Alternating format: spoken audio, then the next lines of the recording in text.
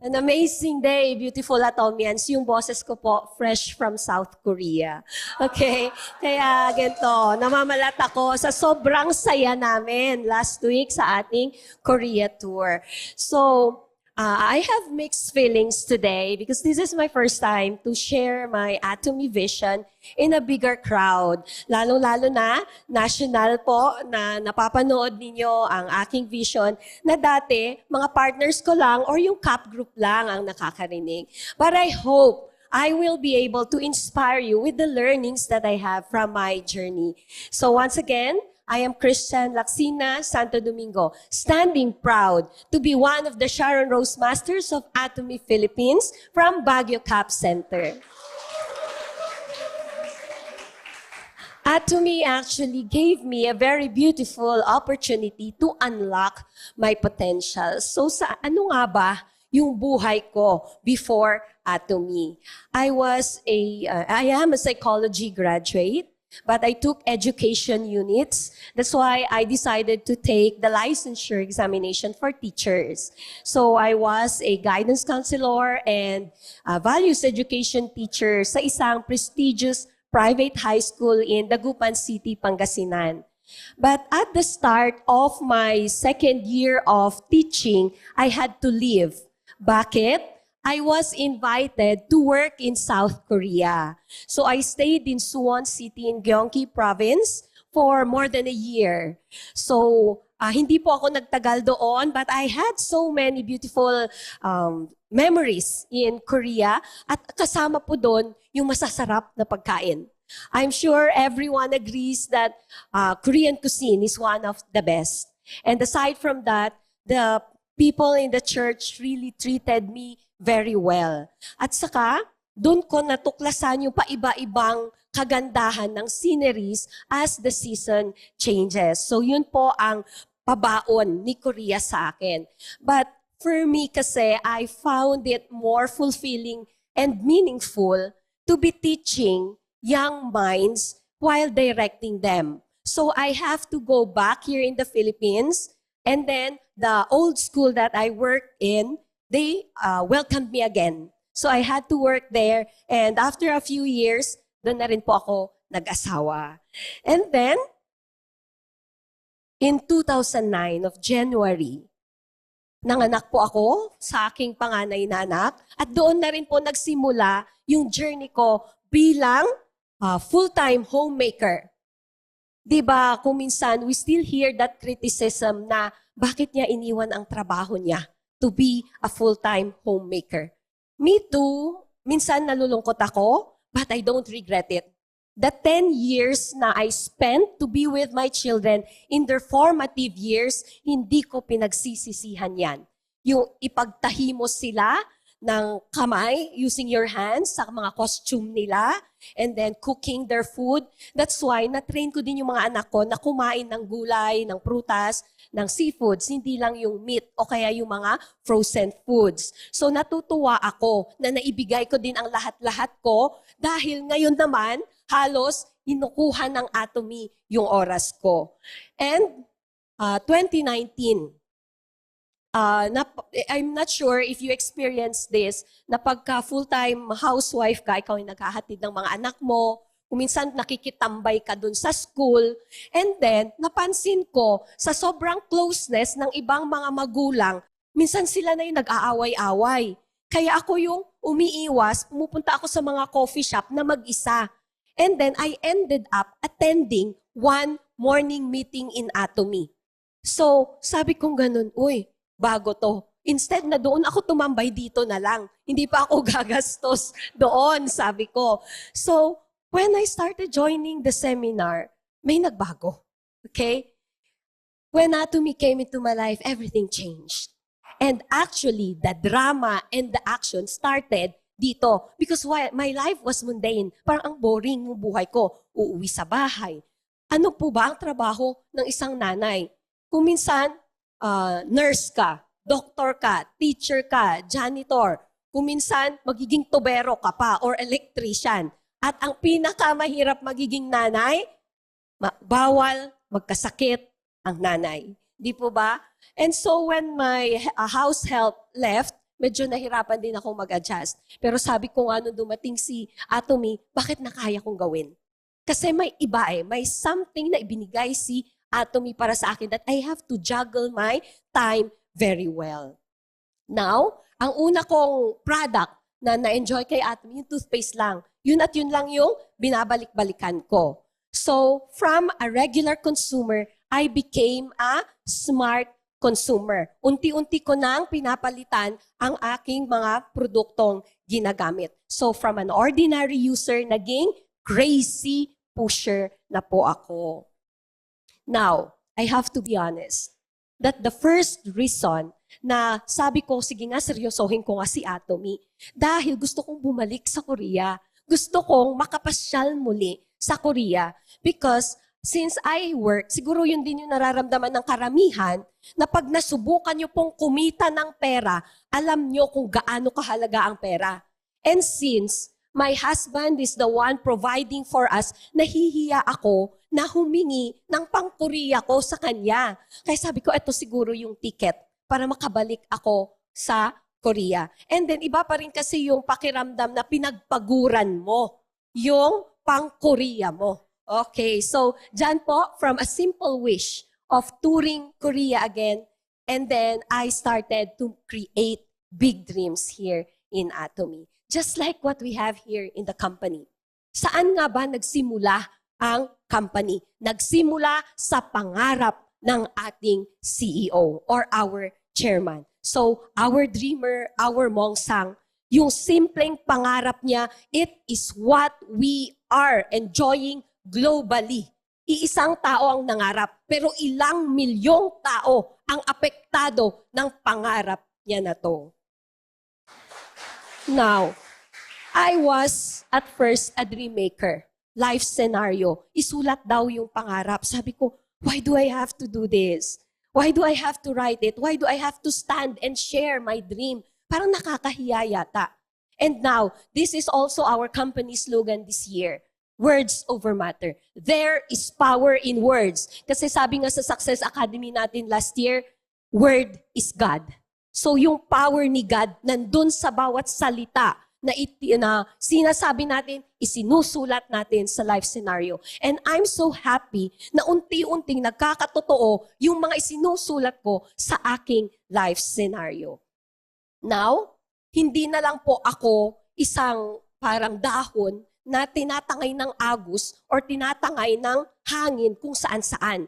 I found my purpose here in Atomy. Ang sabi nga ng asawa ko when he shared before, because I asked him to join our Success Academy before, ang sabi niya, noon daw, ako, kunwari nagka-problema kaming dalawa, tahimik lang ako. Hindi ako yung sasagot sa kanya. Pero simula daw nung nag-Atomy ako, marunong na akong mga tuwiran. Okay? So, kasi kailangan mo ipaglaban Kasi meron kang dahilan. Kaya ipinaglalaban ko. Kaya kahit anong mangyari, lalabas at lalabas ako para mag-adya-adya. Okay? So I remember, there was a time na nandun kami sa food court ng mga anak ko. May Zoom meeting. Sabi ko gano'n sa mga anak ko, mag-aadya-adya ako dito. Ala, nanay, nakakahiya. So, yun ang mga experiences natin habang ginagawa si Atomy. Ngayong hapon, I will ask you to learn more about planting, about farming. Magtatanim tayo ngayong hapon. Now, who is familiar with the song, Magtanim ay di biro? Yeah, ay mga ka-age ko. Planting rice is never fun. Yeah, it's not fun to be planting. At yon ang ginagawa natin dito sa Atomy. Pero pag umani ka, anong pakiramdam? Masarap umani. Now, these are the points about farming that we can liken to the system of Atomy. Free seedlings. Libreng na ibigay si Atomy sa ating lahat. And your yes doon sa invitation to be part of Atomy is the start of your journey to 1,000 Atomy blessings. So yung decision ninyo na piliin si Atomy, yan ang magbubukas sa inyo sa napakaraming blessings dito sa journey ninyo. Point number 2 is understanding the plant growth. Paano nga ba yumayabong ang isang halaman. Ang pinaka-importante dyan, yung ikaw. Do not ever expect your sponsors to make you successful. Or do not put the responsibility on your partners na gawin kang successful. Na kasi kayo eh. Do not blame them. Do not blame anyone. Blame yourself. Kung ano ang pinipili mo araw-araw na gawin para sa iyong Atomy. And I always leave that question to my partners whenever I visit them. What do you actually do every day for your business? You say this is your business, pero ano ang naibibigay mo? So your growth will always depend on you. Now, let's check the other parts. Sunlight, air, water, wind, soil, given yan. Gaya ng biyaya ng Panginoon, given yan. Gaya ng system ni Atomy, given yan. Now, pag tiningnan mo ang puno, what is visible is the trunk. And sometimes, the trunk is often attributed to your sponsor.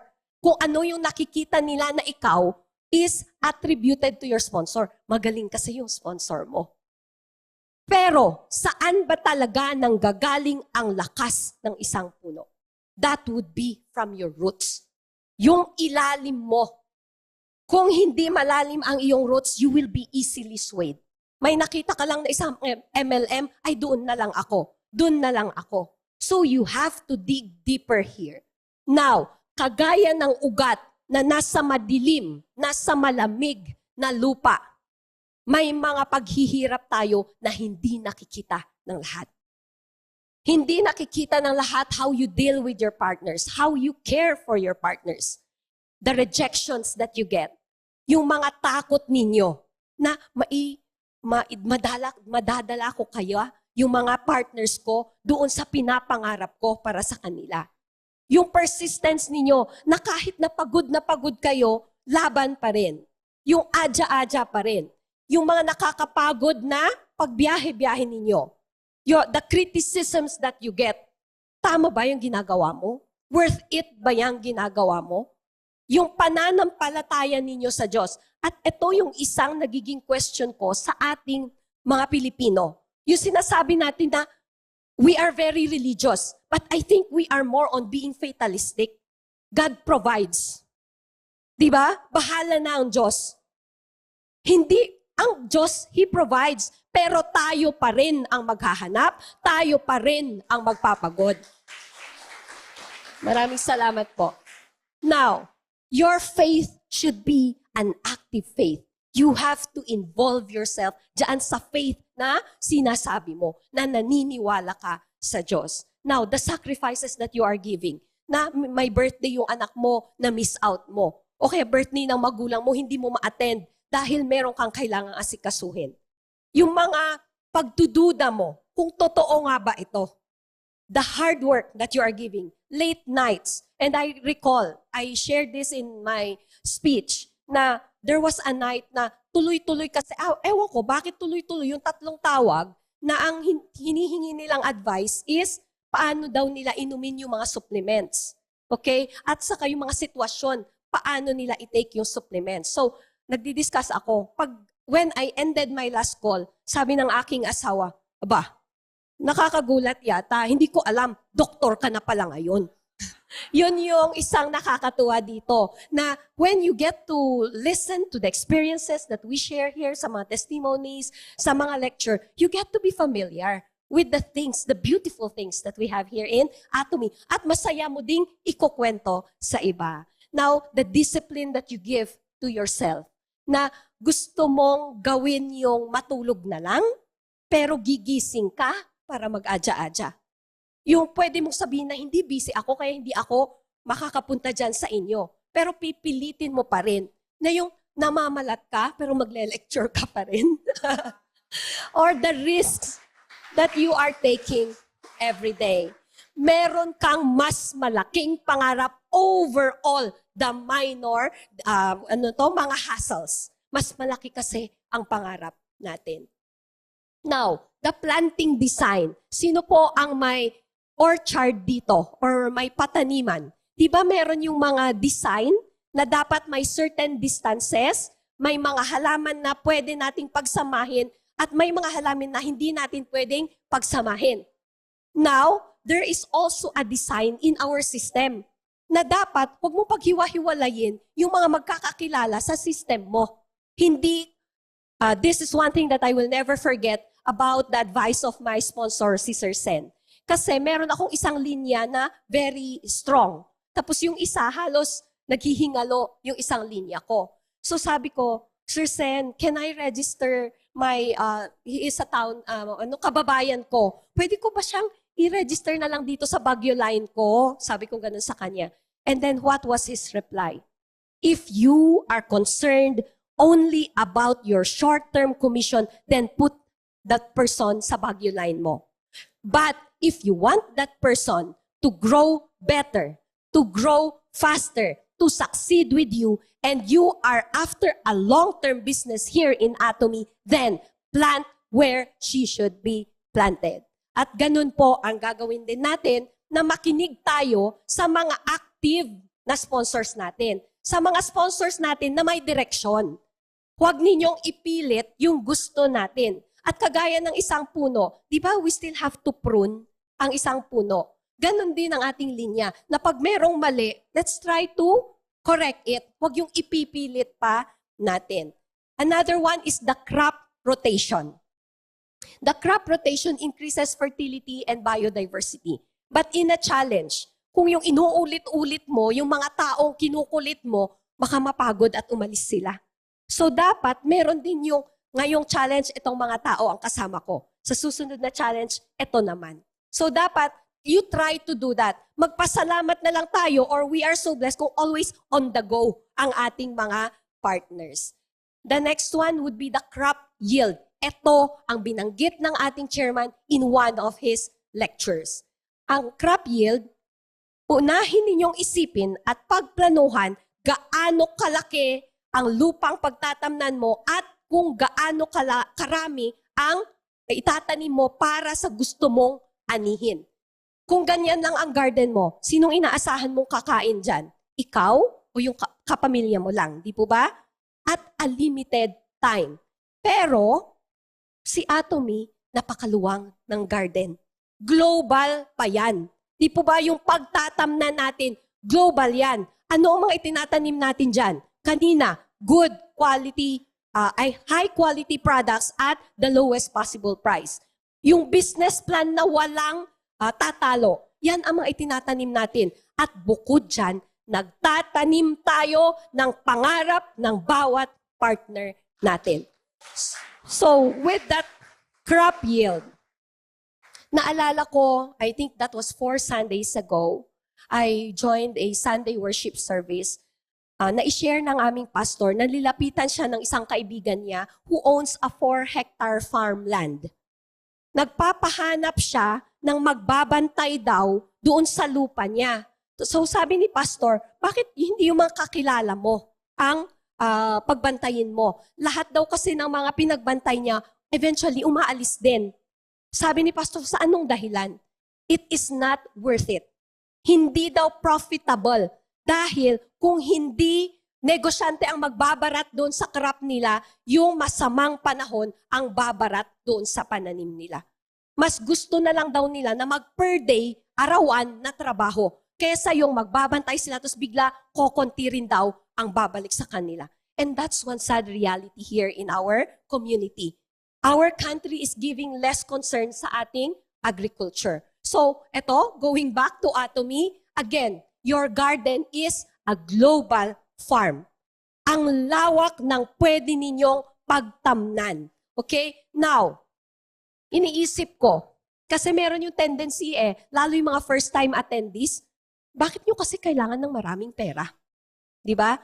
Ang sabi nila, money cannot buy everything. Tama. Yung minsan nga, yung iba payak ang buhay nila pero masaya sila. Yun ang sabi nila.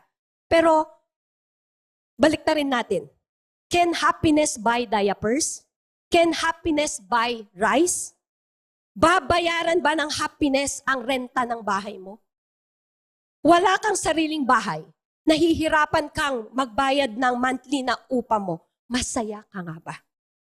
Ang gusto ng ating chairman is for us to earn more so we can bless more. Yun ang gusto niya sa atin. Dahil lahat ng maiipon natin dito, iiwan din natin dito. Ang maganda kay Atomy, yung pinagpaguran mo, ilang henerasyon ang mag-e-enjoy dyan. Di po ba? And that crop yield will be a blessing, not only for you. Kasi ang pinaka-blessing na lang natin dito, yung fulfillment. Okay? Yung fulfillment, ang blessing natin. Pero yung makapagbigay ka din sa mga nangangailangan, napakalaking bagay po nun. Pag nagkasakit ang inyong kapitbahay, oo, pwede tayong mag-pray. Pero minsan, hindi naman pwedeng ipambayad sa hospital ang prayer. Di po ba? So, masarap pa rin yung meron kang maiabot sa kanila. Okay. The last point would be now, dito sa yield, I joined the challenge last June ng Star Master ng aming sponsor. At sinubukan kong gawin tong computation nung gumawa ako ng isang marketing plan lecture. So, dito po, sinubukan kong i-compute kung magkano ang kikitain ang yield ng isang Star Master Challenge. So, since kulang po yung space dyan, half lang po ito. Ilang Sharon Rose Master ang kailangan sa Star Master? 4 na sabay-sabay. Di po ba? At under 2 Sharon Rose Masters lang po muna itong drinowing ko. So, kalahati lang to. So, ita-times 2 natin mamaya. So, sa left leg, 2 Sharon, 6 na DM, 18 na SM, and ideally, 27 semi-sales masters. Let's compute po. Iyan ang mga kita nila. Sharon Rose Master times 240,000. Yan na yung malinis na kita. And then times 75 po ang 6 Diamond Master, times 35 ang Sales Master, and times 15 po ang Semi-Sales Master. That's 1,965,000 pesos for half leg only. Times 2 natin, almost 5 million in 15 days for only 1 Star Master. Ibinibigay yan ni Atomy para sa atin. Mag-isa mong nag-run for Star Master, pero sino ang nakinabang? Lahat. Hindi lang ikaw. Meron pa kayong mga member na nag-pay ring dyan. So it can go beyond 5 million in 15 days. Ganyan kabait ang ating system dito sa Atomy. Be a good tree and bear good fruits and seeds. I'm not a perfect sponsor. I'm not a perfect partner. Pero kung ipinapakita mo sa mga tao sa paligid mo na kaya mong baguhin kung ano yung kulang sa iyo, they will always respect you. So, kung gusto ninyo magbunga ng magandang bunga o kaya magandang seeds, be a good model first. Lahat ng kaya mong pag-aralan, matutunan, take them seriously. And I'm so thankful na tahimik tayo ngayon na matuto dito sa mga natutunan ko din sa ilang taon na ginawa ko si Atomy. Now, with all the learnings that I've learned, let's try to check how I unlock my potential, how I unlock my dreams here in Atomy. I became a sales master in July of 2019. That is 6 months after kong seryosohin si Atomy. Ano ang special about 2019? COVID-19. Kaya naman, nag-halt, naipos ang aking mga pangarap. But ABR really was very helpful for me and my team. That is where I first found my first batch of pearls. And so, in 2022, I was asked, sarili ko, I had to reset, I had to readjust, I had to refocus, I had to restart all over again. And they say, we can do this as many times as we need to. Pero ang pinakaisa lang na reminder sa atin, don't ever, ever quit. Okay? Dahil sa Lamentations chapter 3, verses 22 to 23, the Lord's loving kindness indeed never ceases. His compassions never fail. They are new every morning. Great is thy faithfulness. Kahit anong gawing mong readjust dyan, laging nandyan ang Diyos kung naniniwala ka sa Kanya. And that's one thing that I really love about Atomy. That you can talk about faith, you can quote Bible verses comfortably. Yung sa iba kasi parang nahihiya ka na magsabi ng mga ganito. Pero dito, natutuwa sila when we quote Bible verses. Thank you, Lord. Now, unti-unting lumaki ang aking team, and with these beautiful threads of passionate, beautiful, and hardworking people, I became, from a dream maker, I became a dream weaver. At itong 8 na tao na to, together with the rest of our teams, sila ang bumuhay sa ugat pak ko. Sino pa po ang nakakaalam ng ugat pak? Sino ang nanood ng Mulawin? Ay, wala. Yun po, yun di po ba? Yung sabi nila, yung buhay ng ating pagiging ibon. Okay? So sila po ang nagbigay sa akin ng ugat pak ko. Dahil I started to unlock my 3rd level, which is Sharon Rose Master last June. I gained my feathers for my wings because of more people. Pero, pinakauna, our constant, ang Diyos. Okay? He provides. Sabi ko nga, He is my constant, He is my light, He is my guide. At lahat tayo, naniniwala tayo dyan. At ang pinakamaswerte para sa akin, I'm really so blessed, very prayerful, lahat ng aking mga partners.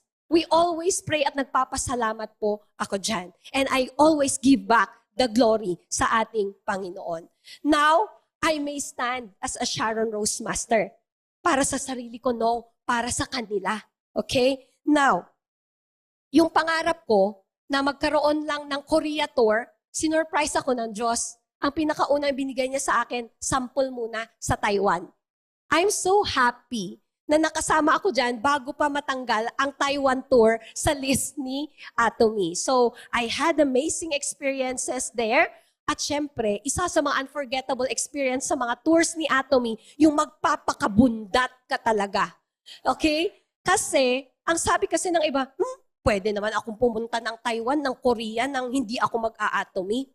Pero pag nag-tour sila, anong kinakain nila? Noodles. Nagtitipid sila. Di po ba? Pati yung mga hotel na pinupuntahan nila. Pero dito, ang gaganda ng hotel, ang sasarap ng pagkain.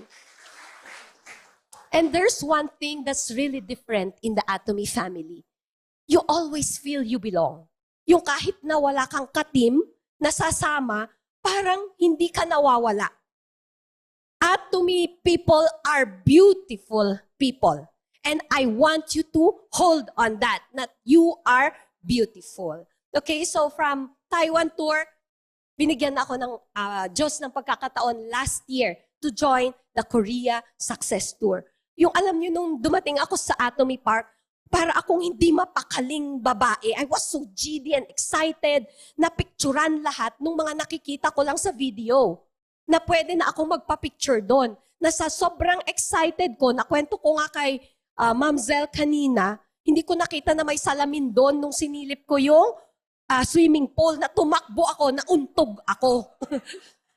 Siguro ginigising niya ako sa katotohanan na kailangan ko magpagod talaga para sa pangarap ko. So it was really a very wholesome experience. It's my second time to visit yung Gyeongbok Palace because I visited that the first time I was in Korea. And then of course, yung pinaka-special dyan, yung revival meeting sa Dreamy School. Diba, dyan natin nakikita na Atomy does not only make us successful global business people. They mold our characters. And that is more important. Kasi ang sabi ng ating chairman, maybe Atomy can give you good life for more than 100 years. Kasi nga, di ba, 3 generations ang account ninyo. So more than 100 years. Maganda ang buhay mo. But what is more important is the longer na eternal life daw natin. At yun ang laging pinapaalala sa atin ng ating kumpanya. That we are pilgrims. We are just pilgrims journeying here na anuman ang gagawin natin dito is for our eternal life. And sabi ko nga po, fresh from Korea ang aking bosses. Okay, so yan naman po yung picture namin last week.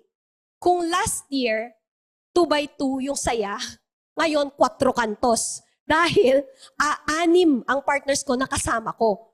I wrote it down in my life scenario when I joined my first Korea tour. How I wish I can come back with my partners. Nagkatotoo yung sinulat ko na naman sa life scenario ko.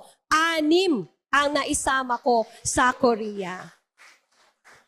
At sabi ko ganun, because most of them have their own jobs while doing Atomy. Sabi ko, ala, baka hindi nila ma-enjoy yung tour ni Atomy kasi it's more on education about Atomy. Sabi ko, pero lahat sila masaya. That's the blessing from Atomy na lahat sila masaya. There were minor hassles doon sa aming biyahe. That's why I want to thank all our angels during those times na tumulong sa amin na iayos yung mga konting problemang lumabas nung tour namin. And the first time that I witnessed in person, yung Imperial Master, yung pakiramdam na ikaw din yung naglalakad doon, ano kaya ang suot ko pag ako yung Imperial Master? Saan ko kaya ibibigay yung aking makukuha na bonus? Hindi yung saan ko kaya gagamitin para sa sarili ko. Hindi eh. Ang nagiging puso kasi ng isang Atomian, saan ko maitutulong yung perang makukuha ko dito. And that's so special sa puso ng isang Atomian. So, meron po akong nakilala na dating kaibigan, 600 years old na puno sa Songnisan.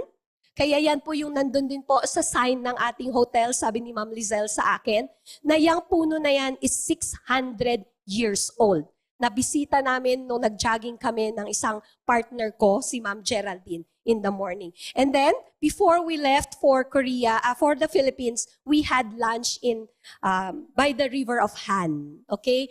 Kumain kami ng samgyupsal, hindi lang sa kung saan na restaurant, pero dun sa mismong Han River. Kaya may pakonting romantic na lunch po yung aming pabaon. At kung makikita nyo yung picture dun sa taas, tuwang-tuwa ako dun sa screen na nakikita ko yung sarili ko na nandun sa screen na napapakita na sa mga delegates ng Pilipino. So, please, kung ano yung nakikita nyo ngayon dito, imagine yourself to be standing here too in the future. Pero kailangan nating pagpaguran, pag-effortan din yon. Now, those are just one of my reasons. But what is my deeper why in my heart? It is for me to pay forward yung mga blessings na natatanggap ko. So I want to earn more so I can give more tithes. Diba? Kung minsan, ito lang kasi yung kaya kong ibigay kasi nga, kukunti yung earnings natin. Pero kung lalakihan natin yung earnings natin, mas malaki din ang maibibigay natin sa ating simbahan. And I want to connect again sa aming alma mater when I was in high school to help ulit sa ating mga students who are in need. And I was a part for a few years sa SOS, Children's Village. So gusto kong makatulong pa po ng mas marami dito sa charity organization na ito. Now, continuing weaving my dreams, ito ang ultimate goal ko. Yung magpatayo ako ng sariling educational scholarship. Because I still believe na yung education can open minds to what the world can give them. That there is a bigger world outside for them. So yun po ang pinaka-ultimate charity goal ko. And of course, I want to give the best kind of generosity to the people na kahit na minsan kinokontra nila ako, nandyan at nandyan pa rin para ipagluto ako, gising sila to welcome me home, susunduin ako, lalo na po ang asawa ko, and then my parents, my siblings, and my in-laws na walang sawang sumusuporta sa akin. But, masaya ako na nagkaroon muli ako ng pagkakataon na mangarap. Kasi natulog yon for 10 years nung naging housewife ako. Nakalimutan kong mangarap na hindi ko napansin. So, nung kasama ko na si Atomy, natuto akong mangarap muli. Pero, ang mas maganda ngayon, I am carrying the dreams of every partner that I have in my heart. Now, kung seryoso kayong mga sponsors, I want you to find the spark in your partners. Create a fire together and make the earth, the world warm with your love. Now, hindi ko yata mabasa itong ating poem. This is one of my favorite poems. I'll just read po yung first two stanzas ng poem ni Robert Frost. Maybe most of you are familiar with this kasi nababasa natin to sa English classes natin in high school or English literature in college. The Road Not Taken by Robert Frost. Two roads diverged in a yellow wood, and sorry I could not travel both. And be one traveler long I stood, and looked down on as far as I could, to where it bent in the undergrowth. Moving to the last, I shall be telling this with a sigh. Somewhere, ages and ages hence, two roads diverged in a wood, and I took the one less traveled by, and that has made all the difference. Minsan, nakakatakot mag-atomy dahil ayaw na nila ang networking. At kakaiba si Atomy. Hindi siya yung easy money. Kasi ang easy money, easy go din, easy wala yung pera. Pero dito, yung pinagpapaguran mo dito, mahaba yung i-bless niya sa buhay mo at ng pamilya mo. So I hope you will choose to make a difference by taking your atomy seriously. And for everything, ano ang pangako ng Diyos sa atin? When the time is right, I, the Lord, will make it happen. That is in Isaiah chapter 60 verse 22. Sa lahat ng meron tayo, sa lahat ng mga nakaraan, ngayon at kinabukasan, laging nandyan ang Panginoon. I give back all the glory and praise to our Lord. Maraming salamat po.